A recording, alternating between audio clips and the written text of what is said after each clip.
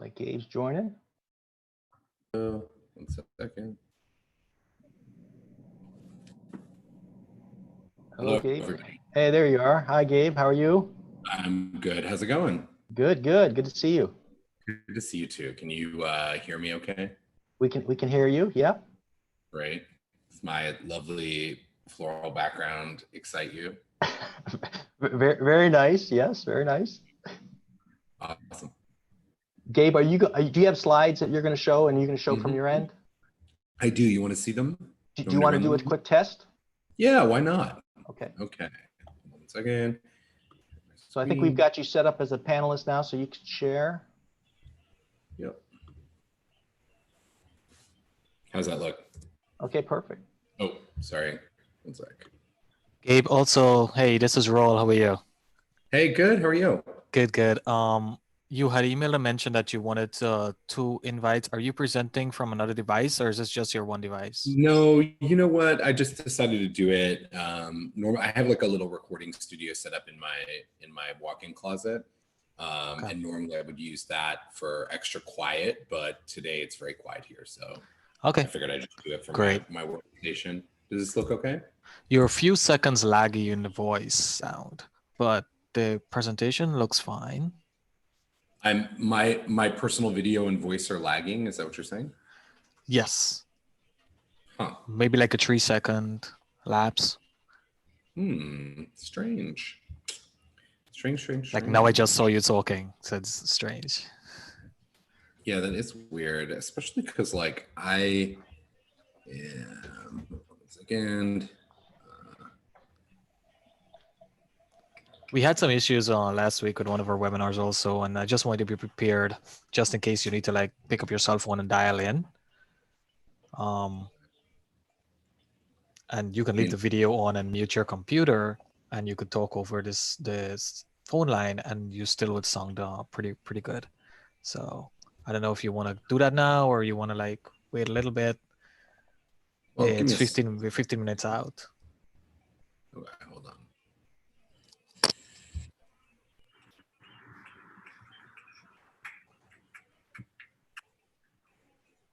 What about now? Has it made any difference? What do you think, D? Can you talk again, Gabe? Of course, I can always talk. That is one thing. I didn't think it was that bad, Raul. Do you think it's still? I don't think it's bad, but I don't know if it'll get. It's okay now. It's acceptable now, but I don't think it's gonna get worse. That's my only concern. What is causing this lag? It could be AWS. AWS runs through Zoom. It could be like your local network issue. Like we're not sure. The other sessions run fine earlier today. Okay, so. Hold on. Let's do one. Let's see if this. I'm going to. Can I join from a different device? Definitely. Okay, 1 second. I'm going to add a video. We also have some chats going on. Also, some people are saying that yeah, it's a bit still lagging on your side too. Best to get it right before 1 o'clock.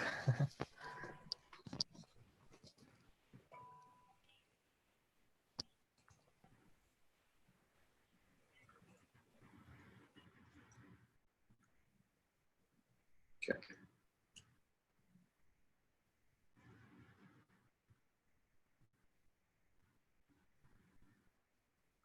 Welcome everyone if you're just joining the community online. Oh, 1 second. I will mute my computer. Okay, so now are you looking at the second one, the more vertical video? It's much better, Gabe, I must say. Yeah, it is better. Okay. All right. Well, I mean, we can certainly make it happen. How does that interfere with your presentation? Let's present now while we see you on the screen and presentation, just to make sure that everything is like. Yeah, sure. So what I'm going to do is I'm going to stop my. Hold on a second. So And it doesn't look weird. It doesn't look like I'm looking away. Maybe if I'm looking at the slides or whatever. I'll just have to I refocus. don't see that. It looks okay to me. Okay. And now I died. No, just kidding. Just dropped my phone, but that's like basically the modern version of being killed. Okay, I'm going to stop my video on the laggy one. The video stopped there, but I am going to share my screen on the laggy one, okay?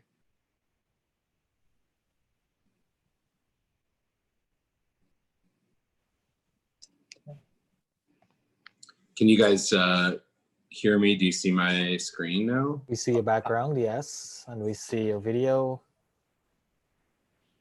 Looks Yeah, better to me. Yeah, we can see you, and we can see your slides, and we can Yeah. see you. Cool. And I don't look especially laggy. That's our feeling right now. Not to me, you do not. I No. just spotlight your video, and yeah, you look great. It's very strange that by switching to my iPhone, that issue goes away. We see that too. We see that on our side. Yeah, so my setup, my recording studio setup is iPhone and then iPad. Those were the two devices I was going to have you log in on. But we're okay. There's also a chat function, Gabe, if you want at the side, if you have the time and you want to like run through, you can see what people are seeing and stuff like that. Just want to give you a heads up as Sure, session yeah, I can starts for see. questions and things like that. Yeah, it's no problem. That's great. The multi-screens actually work well in this regard because you have a lot more screen real estate to work with.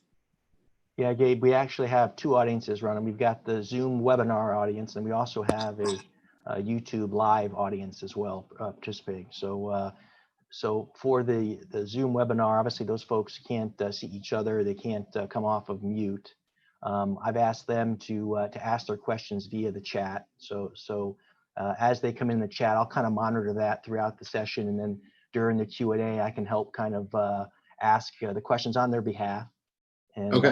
obviously, if you see questions in the chat that you want to address, please obviously feel free. If that works for you, then we'll plan to do that. And then we've got a co-host on the YouTube live side that'll push questions from that audience to me as well that I can share with you.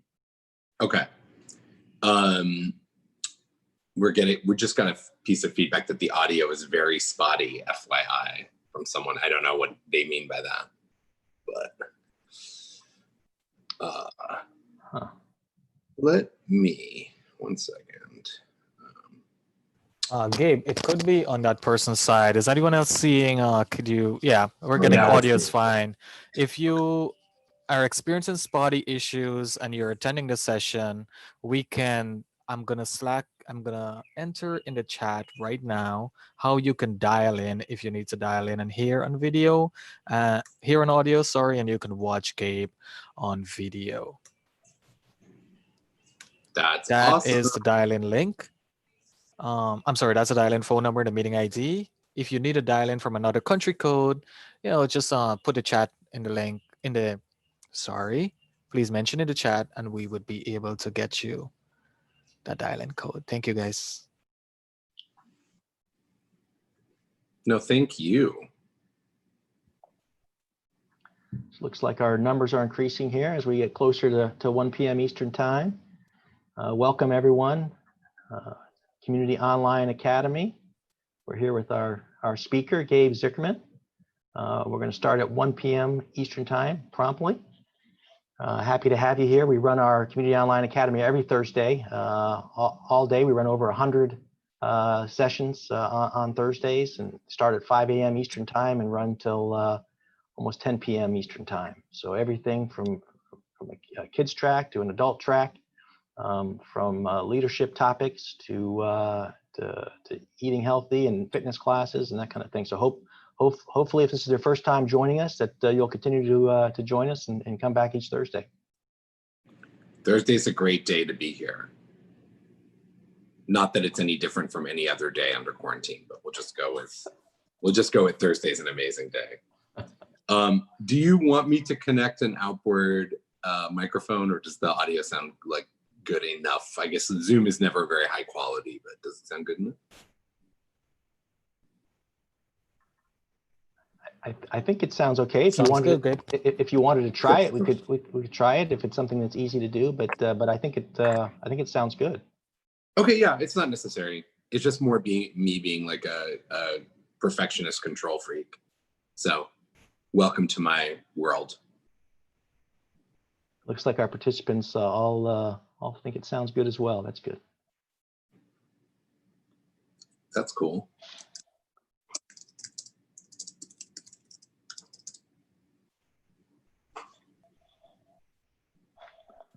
So if you just joined, love to see where you're joining from. So if you could put in chat where you're calling in from. Looks like we've got Sherry from Mexico. Welcome. We got the UK. Well, it's going by fast now. Houston, welcome everybody. UK. You can see we've got people calling in from all over the world. It's pretty cool. We had over 30,000 participants in last week's COA, and we anticipate that many more actually this week. So very cool. 30,000. Yeah, 30,000 participants last week. And that's so crazy. You guys are amazing. Yeah, it's very cool. We started 11 weeks ago, and here we are with a couple hundred folks on the first COA that we ran, and now over 30,000. And by the way, for those of you asking about the background, the art is made by my dear friend and lovely, amazing graphic designer. It's named Troy Litton. I put the link to his artwork in the chat. It's troyland.com. And these are pictures out of airplane windows. Many of these trips he and I actually took together. And I have in my house, which you cannot see, a gigantic, like 7 foot by 5 foot print of this image, very dramatically presented. And now, especially that we're not flying anywhere, this is like, it's like slightly emotional. So for all of you who are not in Los Angeles, this is like our portal to each other. That's very cool. That's a great idea. One other Thank quick you. thing, guys, is heads up, the chat does get a bit busy. So if I don't get to all your messages, I do apologize beforehand. Darrell, also, we do apologize beforehand. Yeah, we're certainly trying. We'll do our best. Okay, I was planning on criticizing you extensively throughout for your slow chat responses. Would you like me to not do that, or? We want the feedback, Gabe. So yes, go ahead and Okay. Let us know. I mean, I did put the link to it in here. I don't know if it doesn't populate automatically. There you go. There's a link to Troy's artwork.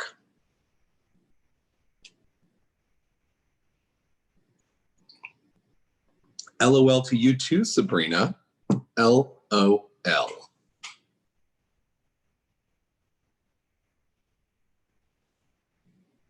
Do you ever like say LOL out loud?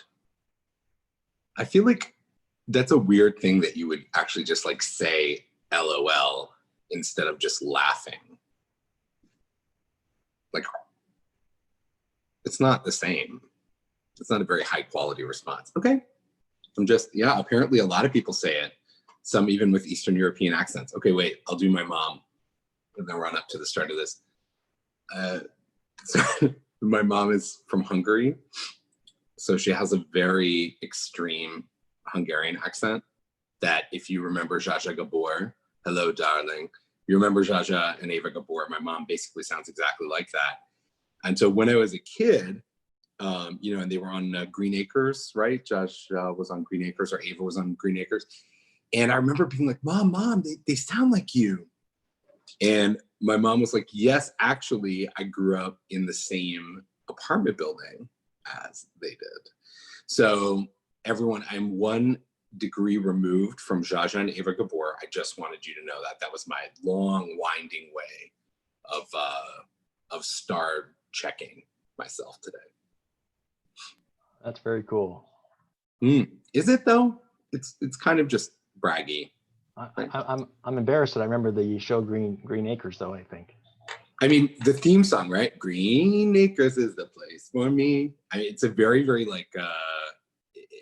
It's a very, very iconic theme song from that era.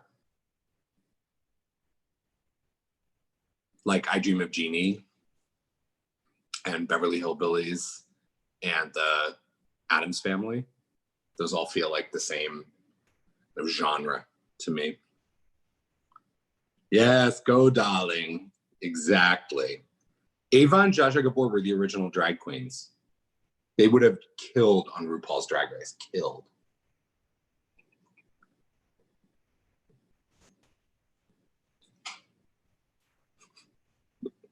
Well, welcome everybody. Looks like we've got more people joining.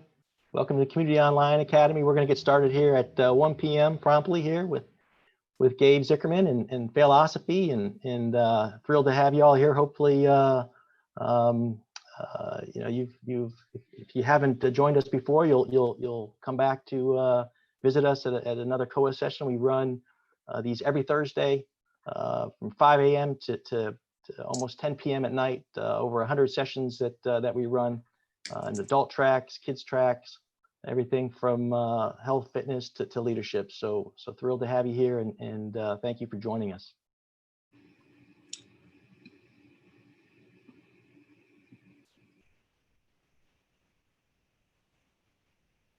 All people from all over the world here. Alaska.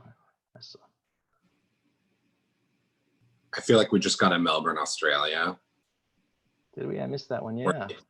Or maybe Mel is just in ADT, which is a security, the new free state of the security company that they founded, like an offshore island nation, ADT.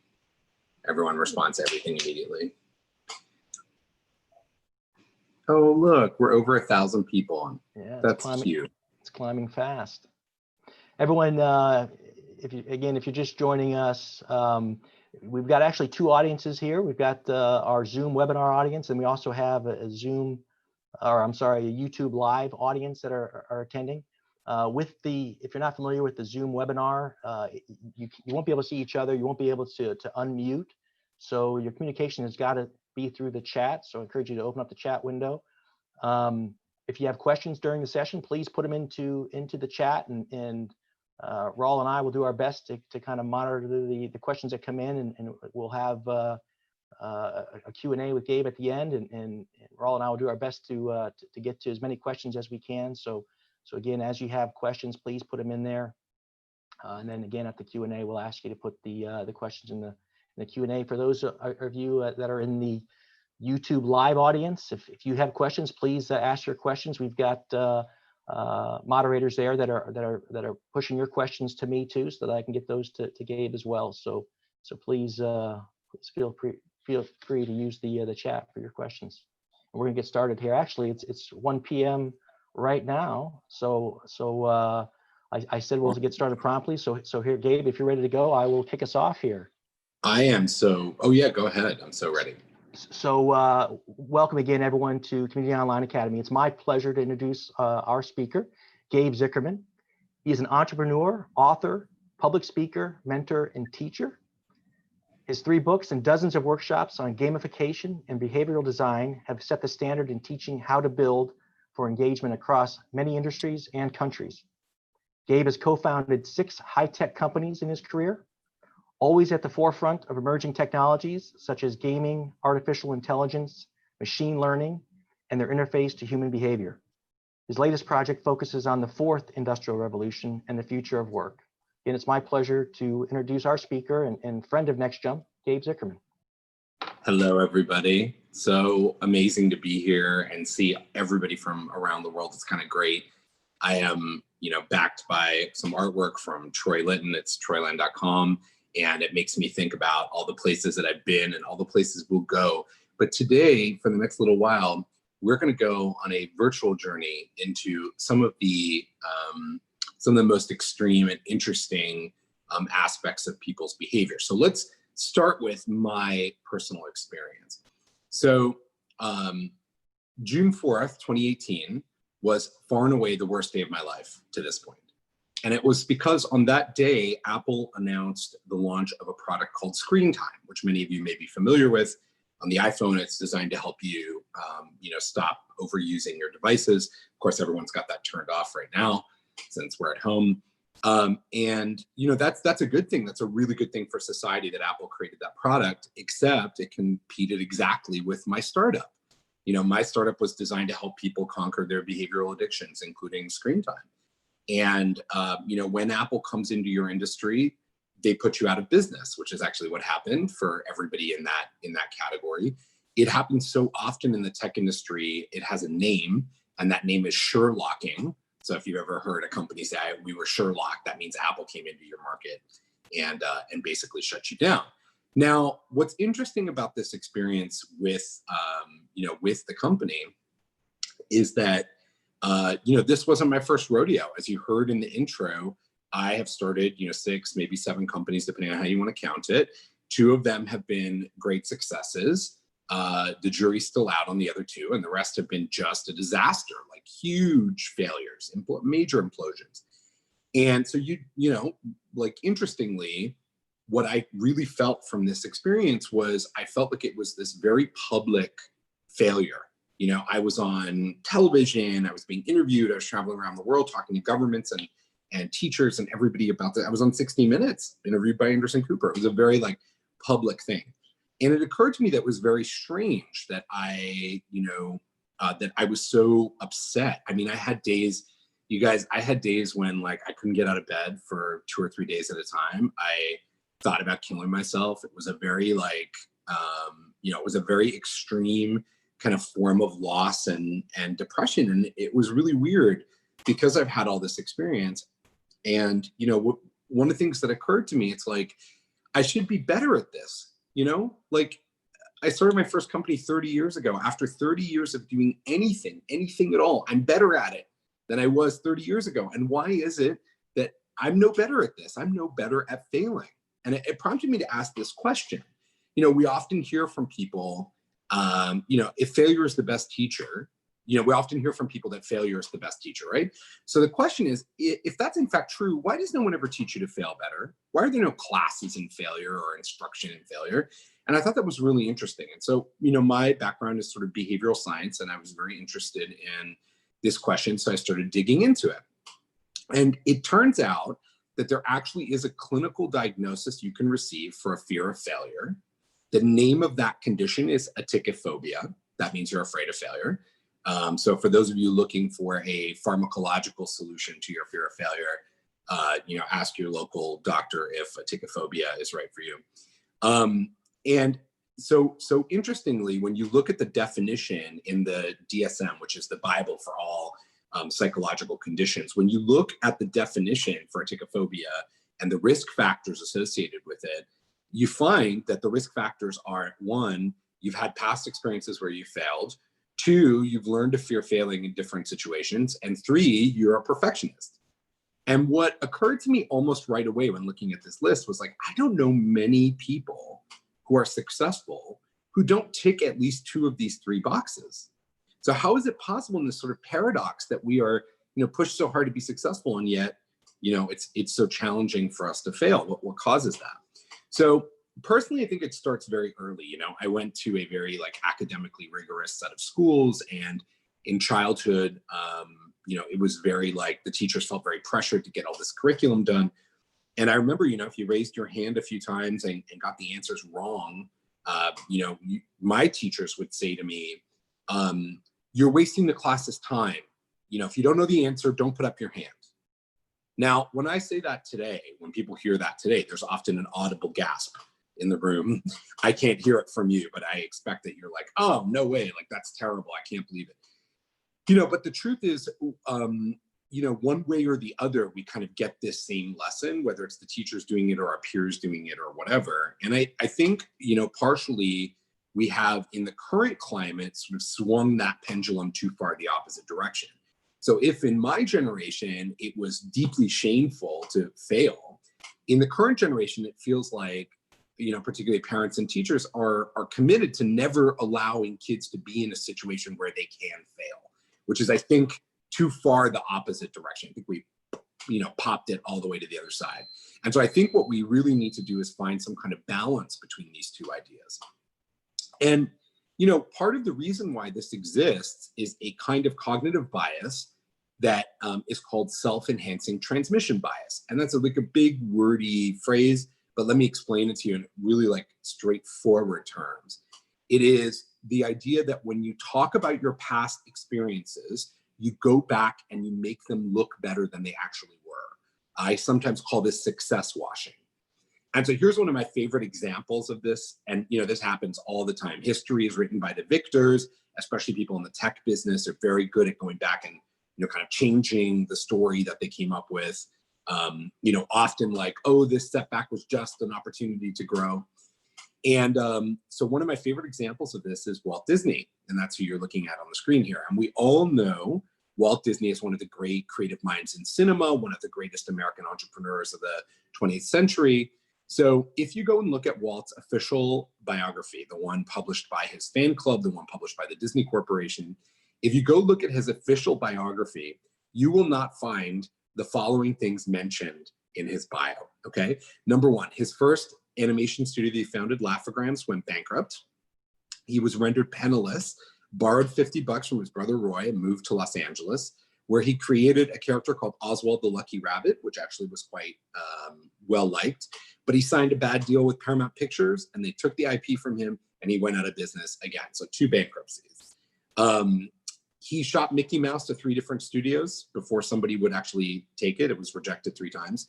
And 3 of his films, Fantasia, Pinocchio, and Pollyanna, 2 of which are considered great achievements in American cinema today.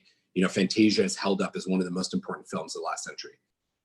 All 3 of those movies were huge commercial flops, big enough that they almost bankrupted the Disney Corporation. And if you can imagine this, when Walt wanted to found Disneyland in 1952, it was so controversial that the board of the Disney company pushed him out of the business, and he had to go and mortgage his life insurance policy to raise the money necessary to open Disneyland. And on the first day of Disneyland's opening, it was such a disaster that that day is called Black Sunday. And to this day in the Disney company, if you say Black Sunday, they know it's the opening day of Disneyland in 1955. So interestingly, there's a lot of this success washing, and I see somebody said shame washing. I think it's all, connected. It's like we just like keep, kind of copying these things, and these stories are not true. They're not true, and we copy them. So the other thing that happens is organizationally, right? My first job, the first thing that you notice when you go to work in a company is it's not the people who take great risks that seem to be doing well over the long term. The people who do the best over the long term in most companies are those who keep their head just kind of below the chopping line. So it's the people who are like taking very small sort of incremental risks are the ones with like very long-term careers. And I think that also sends a different message, about the nature of risk-taking and reward and failure. That is to say, if you want a long career, you better not fail. And so again, we're getting this lesson, right? And then there's also this like frame that I think, I mostly exist in the tech and startup world. So there's this frame in this world that says, that corporates, like big corporations, are very uninnovative. They can't innovate, they can't deal with failure. But startups are these amazing environments where everything is innovative and everything is pro-failure, right? And this is also not entirely true. The way that I describe the difference between these 2 ideas is really about product market fit. So in my observation, in my research and work with companies, the closer the company is to product market fit, that is to say, the closer they are to having a product in the market that actually is successful, the less tolerant of risk they become with that core product. And, for example, it's the reason why the Amazon.com interface hasn't changed substantially in so long. I have friends ask me this all the time. And, I really think that it's really something. Christine just asked a question that I'll just rope in, which is about whether or not risk-taking is a cultural idea, and the idea that in the Bay Area, people are more, pro-risk and people are more conservative, other places. I don't think this is untrue. I do think that there's a cultural aspect to risk and failure that's very significant, and certainly you can be part of that culture. But I think the question is whether or not, you are in Silicon Valley doing like crazy innovative things because you join that culture, or because inherently there are things about you that really seek out that kind of high risk tolerance. And I would say again, the closer the company is to product market fit, the more successful it is. Generally speaking, the more conservative it gets about risk taking for that specific thing. And you can see it in the tech world just as easily, right? Like how the Google search engine works and so on. I also think that we have a linguistic issue, we have a linguistic issue that affects this discussion.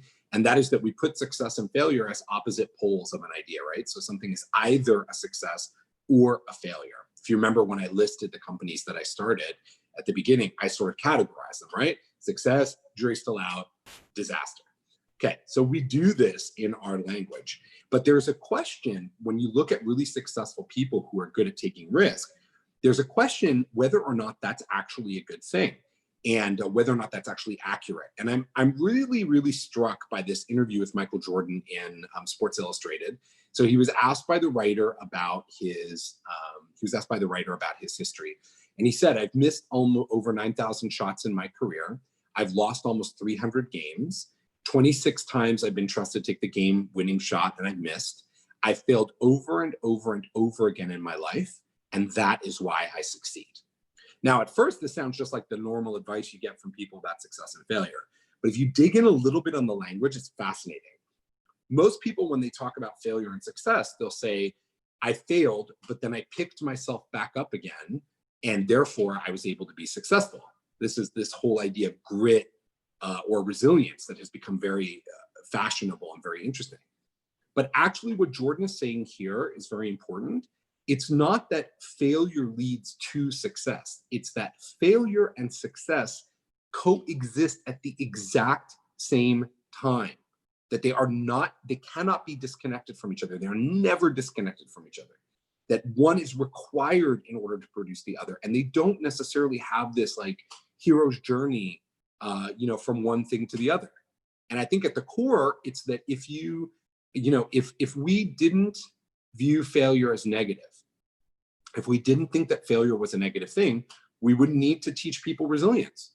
You would naturally say, okay, that's fine. I got knocked down. I got to start again. But it's very interesting. Really successful people, what you have to do is kind of like tease out from their history some of these details. So that's one of the things that I'm, very sort of keen to do. There's also another dynamic, which is expert bias. And this really affects organizations and individuals as they think about risk taking and how to balance risk and reward. And I think it's really interesting. And basically this is sort of work from Nickerson, is very significant work in organizational behavior. And one of the things is that, as you move through the stages of mastery, as you go, from being a novice all the way to an expert, they identified these different levels of expertise. And at the beginning, you are unconsciously incompetent. That is to say, you don't know why, but you're not good at something, right? And at the fourth level, you're unconsciously competent. And that is to say that you don't know why, but you're good at the thing you're doing. It's like muscle memory, right? When you get behind the wheel of a car, you probably don't think that much about how you're going to drive the car, because it's become a muscle memory and you don't have to be conscious of your competence. It's just baked into you, to who you are. The problem is that people who are unconsciously competent, who are often the folks with the furthest tenure in a particular company or industry, those people are actually more resistant to change. They're really resistant to new facts, and they don't remember how they got to where they got because they've been at it for so long and it's so removed from them.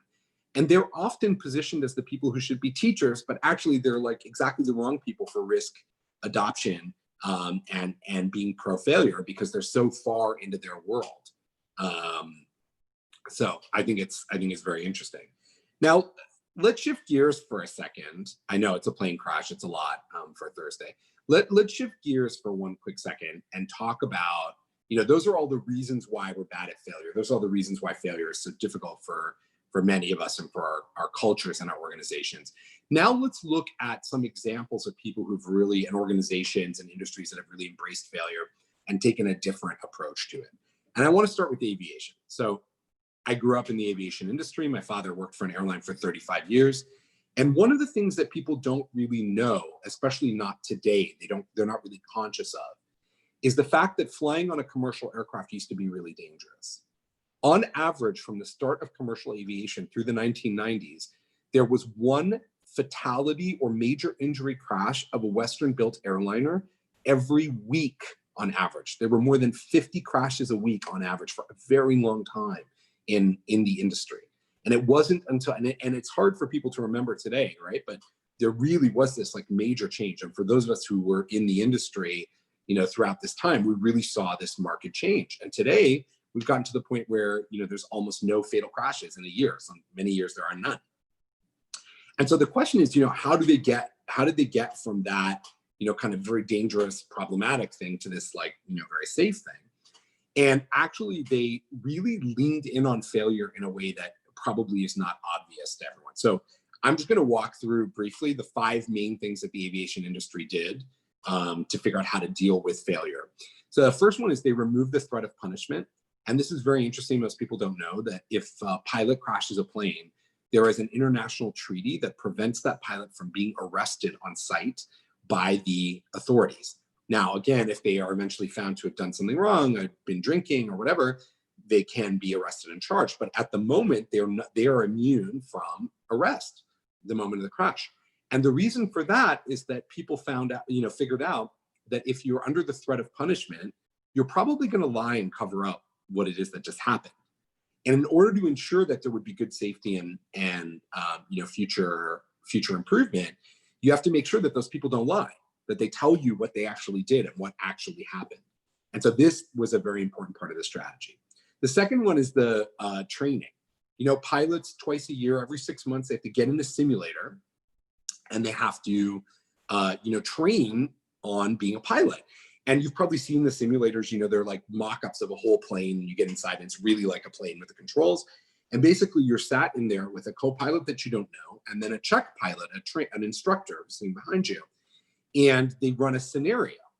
And every single time you as a pilot sit in that simulator once you're licensed, every single time, the simulation is designed to create a fatal problem for you and your passengers. Meaning, they're always sort of pushed to the edge of their ability. They're always being pushed to try something harder, to try harder. There are no simulations for pilot training that are like, oh, your plane has no mechanical problems and you took off from Chicago and there was no weather and there was no traffic en route and you just landed at LaGuardia and everything worked out great. So it's a kind of like, so it's a kind of interesting thing. It's a really different way of training. Whereas in the corporate world, we tend to train people kind of in the, not past their level of ability, not into the extreme, but rather into what they know in the core corpus of what they know. They also did different things.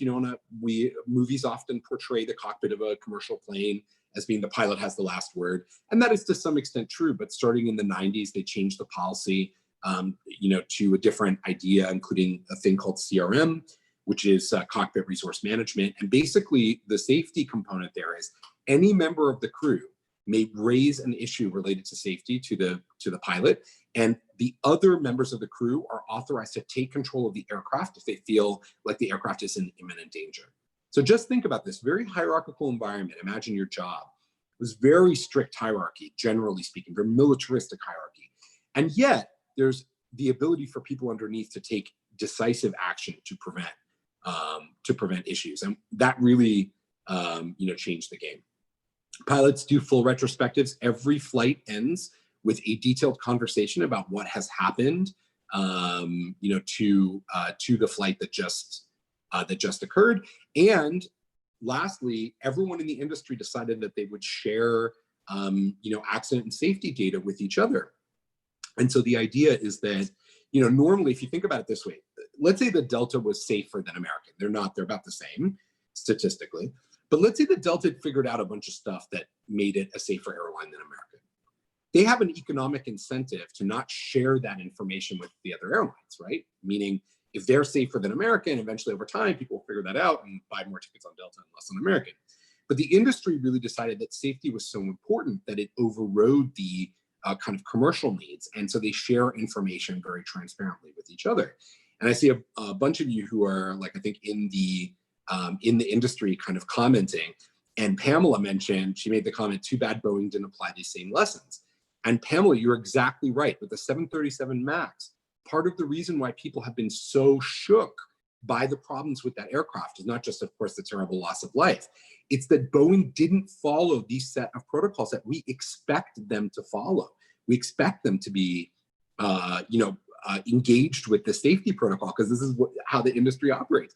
And so they sort of violated it by hiding things and preventing things from happening and so on and so forth, not allowing proper training. So it's funny how when you get to that, you get to that level, you really see that sort of happen. And I'm going to stick with aviation for a second, but it's one of my favorite examples. This is, for most of you probably recognize this as a picture of the Wright brothers, sort of early aircraft that they were trialing. They're brothers from Ohio. They were really interested in creating a flying machine. They owned a bicycle shop. And so they decided to figure out if they could, create an aircraft. And so the first thing that the Wright brothers did when they started to build planes is they built an exact replica of an aircraft that had crashed in France, a French design, an exact replica. And they knew the plane had crashed. They knew it, right? That was known.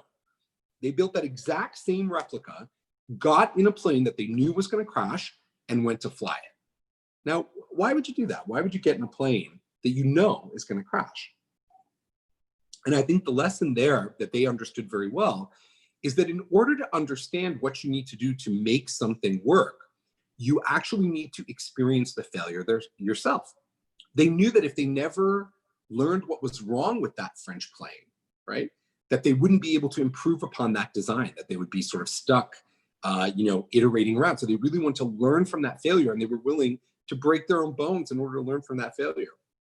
The second interesting thing about the Wright brothers about failure that I find really interesting is, so, when the Wright brothers were first building their planes, they built like dozens and dozens of prototypes that crashed.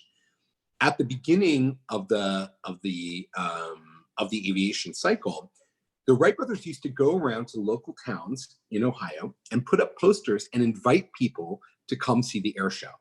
So just imagine this, right? They are pretty sure the plane's going to crash, but they're like inviting people to come watch the crash actually happen.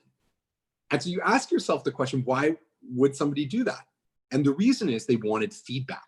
So when they knew that things were not working, they wanted more eyes. They needed more eyes on the ground to hear people tell them what was wrong. They embraced the feedback during the failure time. As soon as the Wright brothers started to get stable flight to occur, they blocked all visitors from coming to watch their air show. Nobody was allowed to come in then, right? So outsiders invited in while they're failing. As soon as they know they've got something that's actually working, outsiders are prevented. And that is exactly the opposite of how most companies, most of us, treat insiders and outsiders. That is to say, when we are successful, we feel like letting everybody into our success. But when we're failing, we want to keep people out because it's shameful and problematic. And the Wright brothers illustrate that the exact opposite of that is necessary for great breakthroughs and achievements. Also, the adaptability of organizations. Now, some of you, I'm sure many of you, are too young to remember that in 1985, the Coca-Cola Company introduced a product called New Coke. And it was a, very interesting. It was a huge kind of disaster for the company. At the peak, Coca-Cola was getting 8,000 phone calls a day from upset consumers. In fact, it was such a big thing. People were so upset about this new formulation of Coke that pressure groups were actually formed, and people picketed the Atlanta headquarters of Coca-Cola demanding for the return to the original Coke. In fact, I think the group was called People for Traditional Beverages, or something like that. Fascinating story, right? People were really upset. And this is before social media, right? So this is, people literally had to get up off their couch and go protest. And the company was like, so after about 6 weeks, the company said, let's bring back this flavor. They brought back, Coca-Cola Classic, which has since was the original flavor and is now Coke. But here's the crazy part, and I see many of you chatting in the chat that you think New Coke was disgusting. Here's the interesting thing about this experience. Coke actually continued to make New Coke until 2003. So from 1985 to 2003, the company kept manufacturing New Coke. Why? And by the way, they're not idiots. They actually taste tested the two products for years prior to its introduction. And 85% of people, obviously not the people in the chat here, 85% of people who sampled the New Coke preferred it over the original Coke. They did all the right work. They did everything they were supposed to do. They followed the standard protocols of marketing and product development.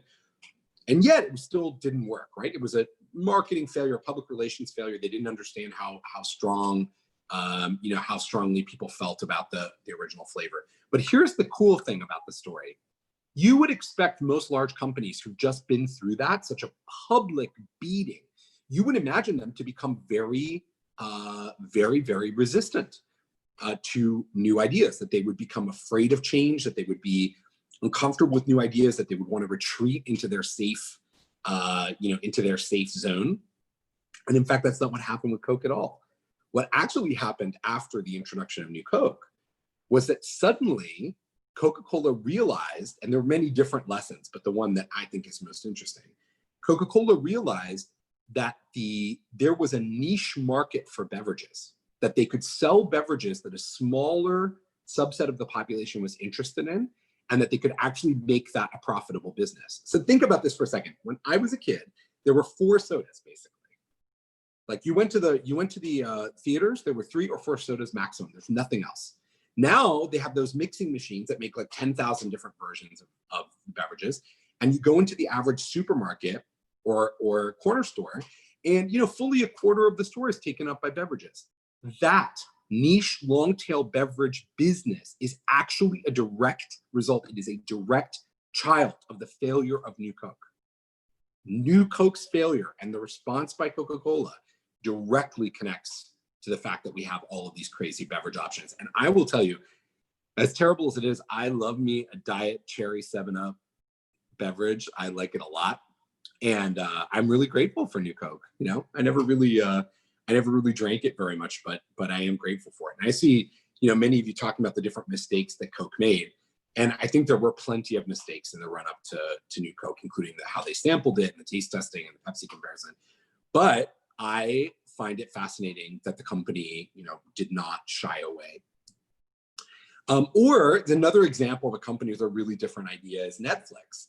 Now, most broadcast networks have this idea of what's called a cancellation rate, and that is the percentage of TV shows that are launched but then are canceled.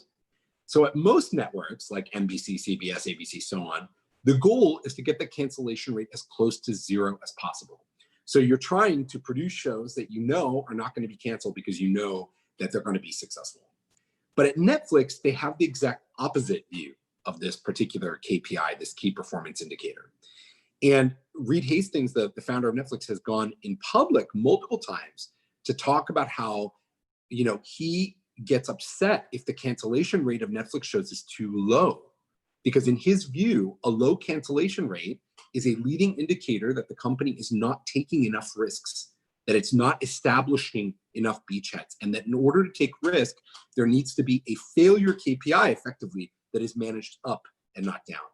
I mean, how amazing is that? It's like such a different way of thinking about it. And it is partially the reason why Netflix is so successful, why they've been, doing so well, as far as a new context. They think failure is an indicator that will prove future success.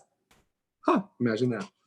Or I think the other domain has a very unique and interesting perspective on failure are professional investors.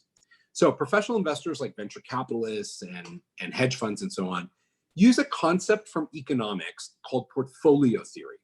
And portfolio theory is actually, can be quite a complicated bunch of math, but I'm going to just simplify it for you a little bit. It's basically like trying to find the maximum return for the level of risk that you're willing to take, but with a lot more complication. And so just so that we can all follow along, I have my own version of portfolio theory. And I call that pugfolio theory, okay? So pugfolio theory is your simplified version of portfolio theory. And let me explain how this works. We'll just use a typical venture capitalist as the investment concept. So when a venture capitalist puts investments in 10 companies, okay?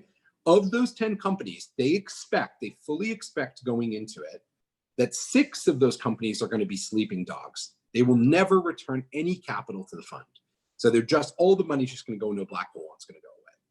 The 3 of the companies are going to be hungry dogs, meaning they could potentially grow, but they're going to need more capital and they're going to kind of live in this in-between state for a while.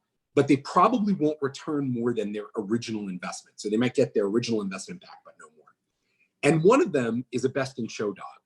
And that dog, that one investment, returns enough that the entire fund actually works based on that one return.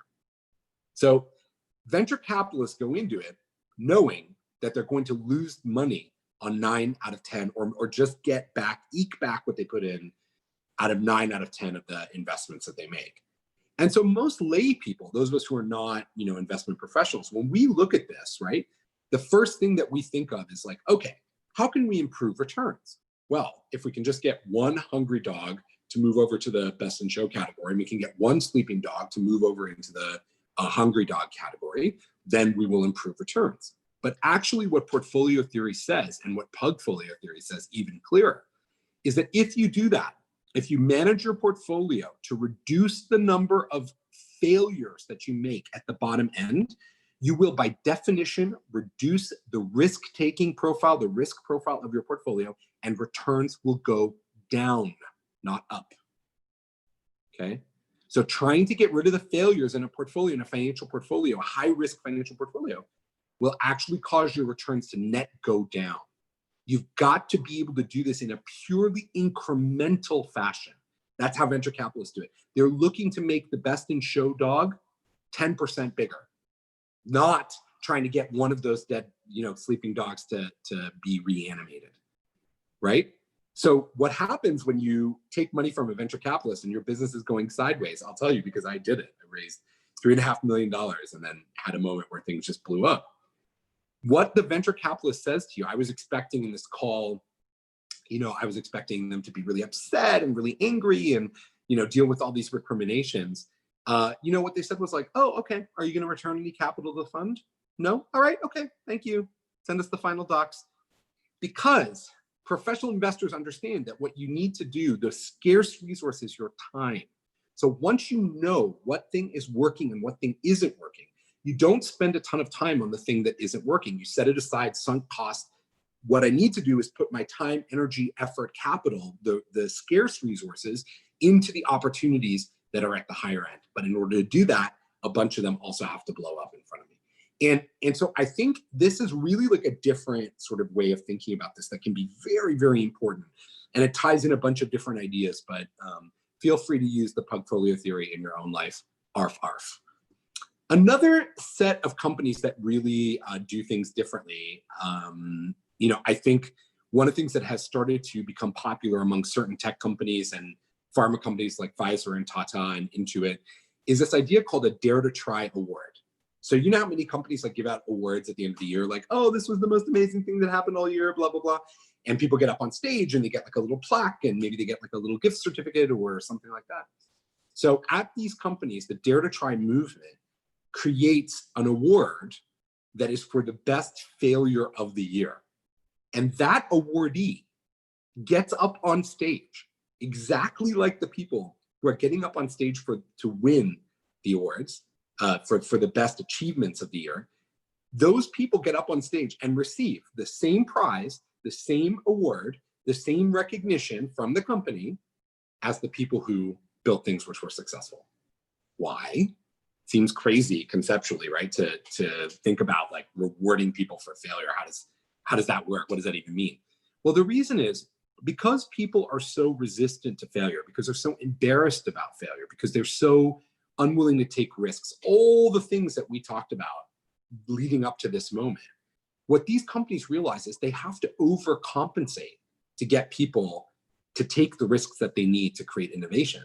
And that overcompensation is led by, giving people recognition for an effort. And I know, some of you commented, goes back to the swinging the pendulum with today's children. It is okay to reward effort. It is okay to reward effort, as long as everybody understands that the effort is a necessary precursor to the outcomes. So it's not effort at the expense of outcomes, right? I wouldn't believe in Dare to Try if they did away with all actual success awards and only did the Dare to Try award. That would be a problem. That would not be good. That would be bad. But what they've done is they've elevated the try to the same level as the success. And that is crucial for creating a culture that really can embrace failure and can embrace risk.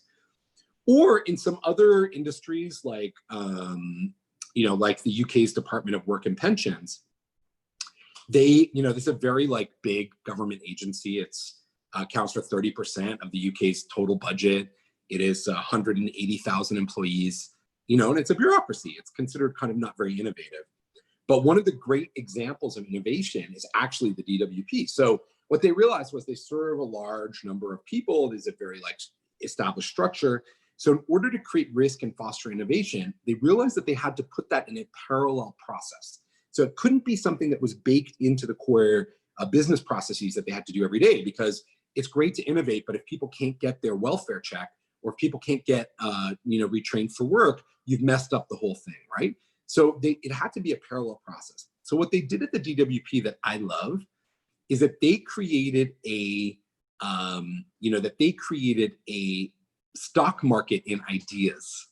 So any member of the organization, any employee could create an idea, and that idea became a stock, and then other employees could buy or sell that stock in an effort to establish what they thought was a good idea. And the top ideas from the stock market were purchased by the Department of Work and Pensions and turned into actual projects. And in the first 18 months, I think they saved something like $150 million from these ideas that were brought forward. So it actually really can be very successful. Sort of moving on a little bit, I just want to kind of summarize a lot of the things that we talked about today in Failosophy, and then talk about a couple of other things before we get to the end. So I think if we're looking at the summation, if we're looking at the kind of distillation of all of these ideas, they really boil down to 5 key things that you and your organization can do that are patterned after people who are successful, that pass through the BS filter, that you can do right now to improve your embrace of failure and improve the returns on your portfolio. 1, understand and unlearn attitudes about failure. So this work that we're doing now, self-reflection work that you can do. If you want to talk more about that, reach out to me, check out failosophy.com. There's resources, and I want to kind of help you do these assessments and think about how that works. You want to model people's failures and not their successes. We tend to talk a lot about the successes of famous people, but what you really want to do is you really want to understand what their failures were and learn more from those than you learn from the things they did right. Because often the things they did right are a combination of various factors, and those factors may not apply to you, but the failure lessons matter. You need to celebrate and not punish a failure to innovate. So an attempt at innovation that doesn't work shouldn't be punished, it should be celebrated. You need to view your life as a portfolio of failures and successes. And this one is hard for people. We often go into a job and we think like, oh, if I fail at this job, I get fired. My whole career is going to be derailed. But actually, it is a portfolio. Your career is that way. Your investments are that way. Your opportunities as a business, your innovation opportunities, they all should be viewed through the prism of portfolio theory. And lastly, you want to hire for the culture that you want to create. I think it's very, very important to put failure tolerance and risk into the cultural values and make sure that you're actually hiring for that. And I want to just play you, I don't know if this, the audio will play here. Let's just see. Oh, I guess maybe not. Okay, sorry. I have this great swearing-filled quote audio from David Chang, just absolutely full of just terrible language. He's a great chef, so they're always swearing. But that talks a little bit about culture and failure. So if you're interested in it, you can look this up again at failosophy.com. You can see that clip. It's very, very funny and very interesting. So ultimately, really, when we talk about risk, I've used the word risk many times. I really want to highlight for you, I'm thinking about smart risk and not all risks. So, not all risks are equal, and this is really about smart risk. And so what's a smart risk? A smart risk is legal and ethical. Anything that's illegal or unethical is not a valid risk that should be rewarded in a philosophy framework. It should be aligned. So whatever risk you're taking is aligned to your personal goals, the company's goals, the mission that you have. Risk should aim to solve problems. It should try to improve, your business or your personal life. They should be creative. And this is important for those of you personally and professionally, the solutions that you come up with, the risks that you take should be scalable. They should be big enough to have an impact. They should be worth the investment and be something that you can actually scale up and have an outsized impact on, in your life. And one of the ways that people do that is, they do coaching. One of the best things that I did as an entrepreneur was have an entrepreneurship coach. So now I coach a small subset of people as well, because I want to give back and try to make this work. But coaching can really be valuable and can really help you, establish the kind of ultimate performance level that you really need. Athletes can't do it without their coaches. Why should professional people be able to do it without their coaches? Coaches play an important role in all of this. They help push you. They push you out of your comfort zone a little bit, get you, going in the right direction. So coaching can be very valuable if what you want to do is, increase your risk, embrace failure, and achieve your goals. And so I want to leave you with one thought. This is something that I reflect on a lot, and I think about a lot as far as the risk coaching, risk taking and failure is concerned. And it's a basic philosophical idea, okay? So if right now you're not on the precipice of failure, if at this moment you can't see how choices that you're making personally, professionally, emotionally, relationship-wise, financially, if you can't see how those choices could result in failure, if you're not looking right at the possibility of failure, you're probably not pushing yourself to your maximum ability. You're probably not living to your true potential. Because if you were doing things that actually mattered, you guys, which I'm sure many of you are doing, but if you do things that actually matter, when you do things that actually matter, you will feel that pit in your stomach. You'll feel those butterflies because the thing is important to you. People often ask me, I do a lot of public speaking. People often say stuff to me like, oh, you're probably not even nervous now, when you get up on stage and talk in front of a group. And I always look at them like they're crazy. And I'm like, I'm not a sociopath. Of course I'm nervous when I get up in front of an audience. Now, I'm not nervous that I'm going to flub my lines or not get my material out or not finished on time. What I'm nervous about is that the people in the room pick up what I put down. I'm nervous, I'm worried, I want you to embrace and understand the things that I've said, the effort that I've put in. I want it to return benefit for you. So of course I'm nervous. I can see that as being a possible failure in my life. And I treat every single speech, I treat every interaction with people, every bit of consulting that I do, I treat it that way, right? And so what you need to do, and I think this is like important performance idea, you're looking for that feeling in the pit of your stomach. You're looking for that fear. And when you find that fear, when you feel it, know that it's not something to run away from. Know that it's not something that should be avoided or minimized. Know that it's a signal that you're on the right track and that you're doing what matters. Thank you. All right. Well, thank you so much, Gabe. I'm looking through the chat, and I see a lot of people saying thank you and thank you for your time and sharing your insights. And I echo that sentiment. Can't thank you enough for your time with us today. Love to do a little Q&A if you're willing, right? Sure. Okay. So please, everybody, as I mentioned before, we'll take the Q&A through the chat. So if you have questions, please put in the chat. Now it could start flying through, so we'll do our best to get some questions. But I'll tell you what, there were some questions while you were talking, Gabe, and I wrote those down, and I'll start with some of those. So Okay. the first one was from Michaela, and it says, how do you leverage this understanding of failure as positive when interacting with people, employers, interviewers, etc., who may cling to outdated visions that perceive it as negative? Oh, that's a great question. So I think the important thing to do, the start point for that, is to be very transparent. So one of the things that I want people to start doing, I know that it sounds insane. What I'm about to tell you sounds insane. But what I want you to do is I want you to go in and be very upfront with prospective employers about the risks that you've taken and the failures that you've had. Don't try to hide them. I think one mistake that people make is they try to bury them. You know, I did this.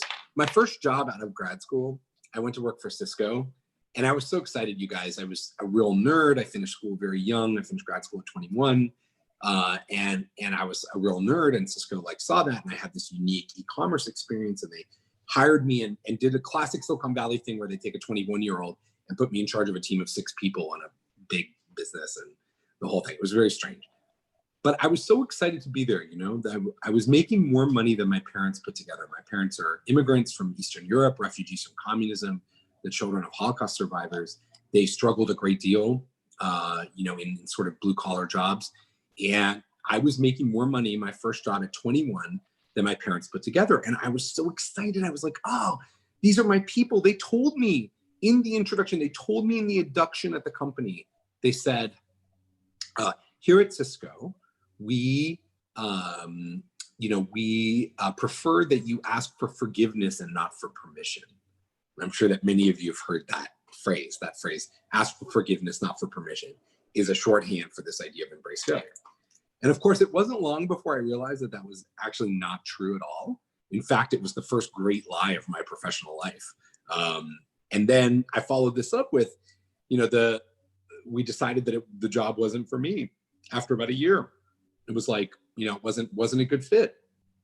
And well, even now I'm couching it. Let's be honest. They were going to fire me. Okay. They were going to totally fire me. I was not right for Cisco at all. And I could see the writing on the wall. I was really frustrated. My boss was really frustrated with me. And so I decided to leave, and we did it as a mutual separation. So the way that we agreed, and I was very adamant about this, I wanted them to not say, oh, Gabe didn't do well at this job and we needed to, we were going to fire him anyway. So I made us, as part of the exit, I made them agree to say that it was a mutual separation, and everybody seemed okay with that. Companies do that sort of thing all the time. And, now I realize the problem is that, you can frame those things however you want. You can position them however you want. But if you don't make that transparent in early days, what ends up happening is eventually you'll be caught on the back foot about it. And then you'll look defensive. And then the other person will think, oh, there's more to it than that. So you can say, so the way that I, want to talk about, for example, my Cisco experience, what I say is I really embraced innovation. I really embraced, moving quickly. And I thought, because this was a very innovative product category, that it was going to mirror the kind of innovation level of a startup, but it just didn't. And so part of the process was I took this job, to learn, in retrospect, I took this job. I failed at this job, but I learned that this wasn't the right environment for me. And it set me on my career path to go work for startups. So I think the more you embrace that up front, I think the more transparent you are about it, the better. Thanks, Gabe. From Vanessa, how do you suggest dealing with the moment of failure? Is it okay to mourn or dissect it? What do you suggest? Oh man. Okay. So I sometimes put up this slide. I think the slide is up on Failosophy.com and the slide deck part. But about the 5 stages of grief: denial, anger, bargaining, blah, blah, blah. So one of the things that I think you have to recognize is that when you're in the middle of a failure, when something's falling apart, your marriage, your career, your finances, a particular project and a startup, an idea, whatever. When you're in the middle of that, I think it can be very dangerous for your mental health to over-rotate on the kind of Silicon Valley BS, which is failure is great, right? And that's, you may take that away from the conversation that we had today. But one of the things that I realized is like, you have to create the space for you to process that failure as a legitimate loss. You've got to actually live in it. You've got to sit in that discomfort, sit in that failure in order to be able to understand it and figure out what it is. How do you make it better next time? What have you learned from that experience? I found myself, when Onward, my previous startup, was collapsing, I kept, referencing back to the way that Silicon Valley talks about failure, which is like, failure's no big deal, no problem, just get back up, try again, blah, blah, blah.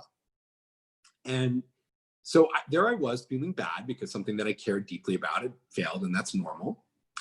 And then I started beating myself up. My internal critic, the voice inside my head that tells me I'm an idiot or, not good at what I do.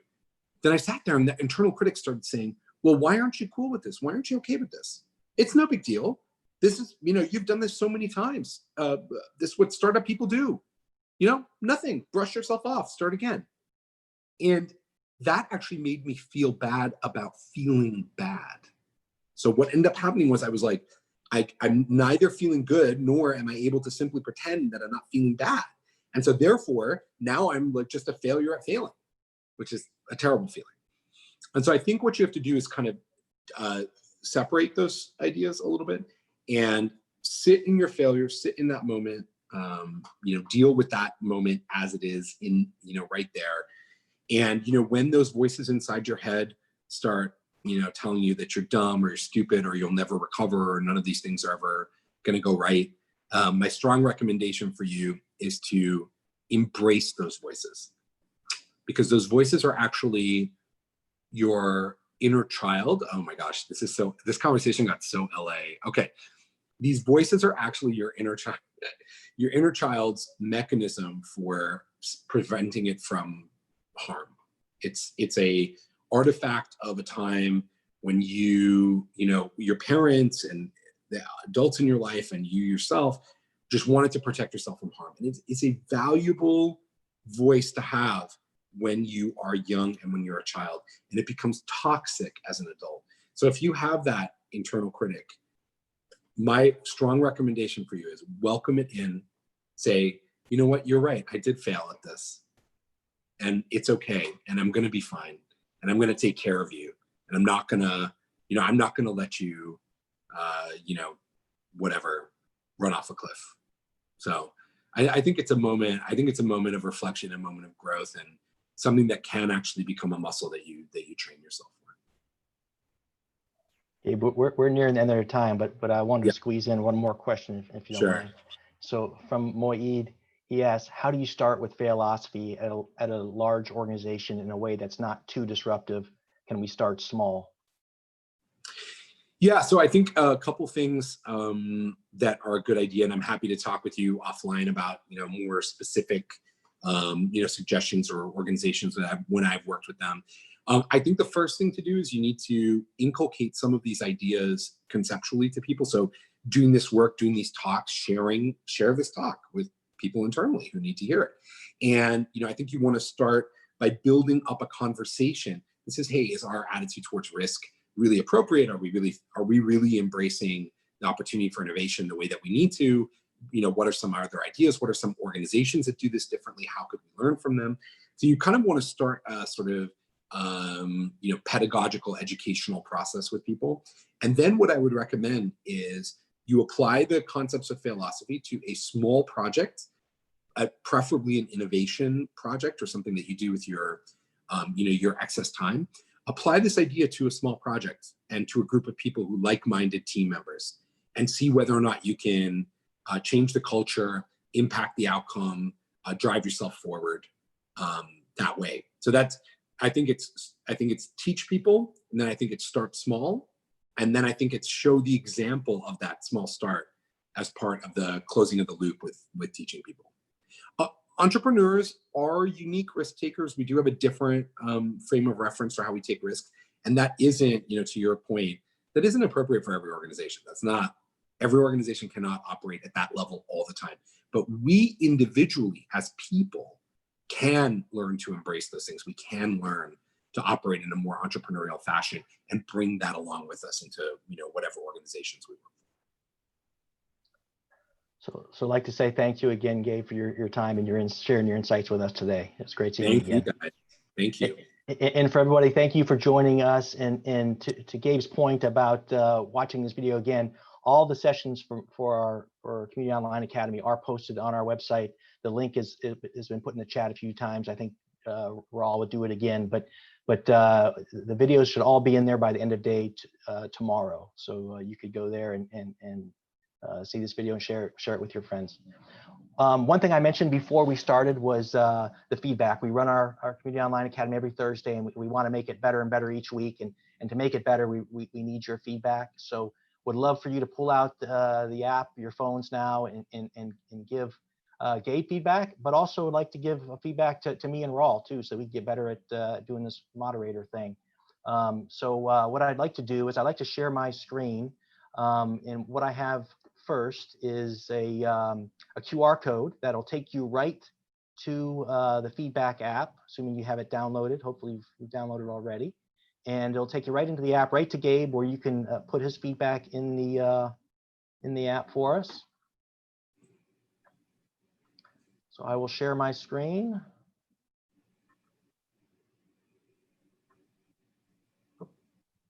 And right here, if you pull out your phone, so the camera on your phone, you could just scan the QR code, and like I said, it'll take you right to Gabe's entry in the app. You can give him feedback. It'll even assign the meeting tag for the feedback Failosophy to the feedback. So if you're familiar with using the feedback app, please go ahead and leave feedback. And I'll leave the slide up here for a few more seconds. And then for those not as familiar with the feedback app, I'll go ahead and do a demo on my phone, so I can walk you through it if you're not as familiar. But for now, let me just leave this up here for a moment for those of you that want to use the QR code to get to the feedback app.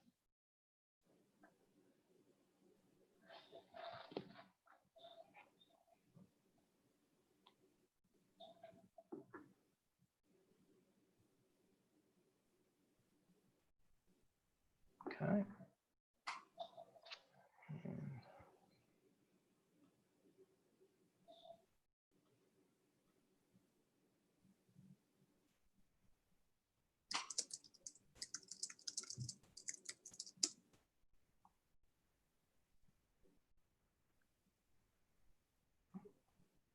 Aw.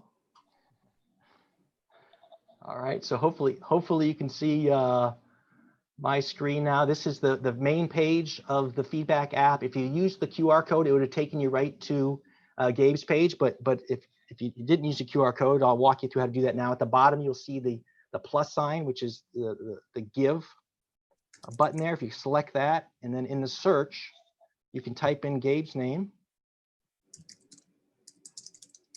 And you can see Gabe come up there, and you select Gabe.